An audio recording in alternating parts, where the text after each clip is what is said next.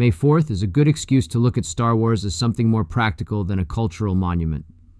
Under all the mythology, Star Wars Episode 4, A New Hope, is basically a clean lesson in how to structure a story so it keeps pulling forward without feeling forced. 1. Start with a life that doesn't know it's a story yet.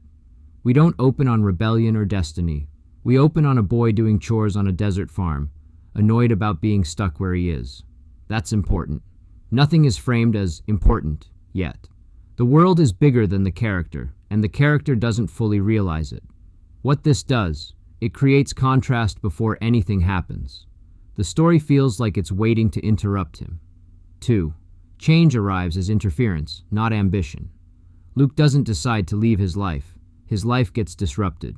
The message from Leia, the droids, the missing parents' story. These aren't goals he sets. They're problems that enter his space. Structural move.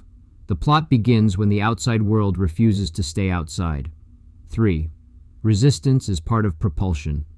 Luke doesn't want the call to adventure. He avoids it, delays it, argues with it.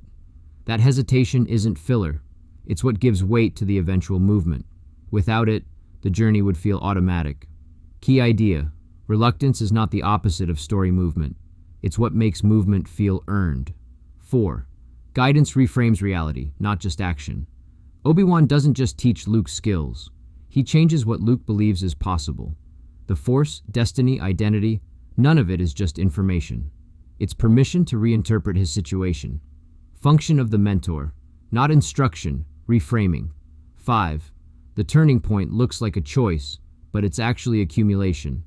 Leaving Tatooine feels like a decision, but structurally, it's the result of earlier pressure points stacking up. By the time Luke leaves, staying would require ignoring too much. Technique: build earlier scenes so the decision is actually the only remaining path that feels believable. 6. The ending is not discovery, it's execution under pressure. By the final act, nothing new is introduced. Everything is already in place. Luke isn't learning the world at that point. He's acting inside it with incomplete understanding. That's why it works. The tension isn't about information, it's about timing and trust. What this structure is really doing, it's not about space battles or mythology.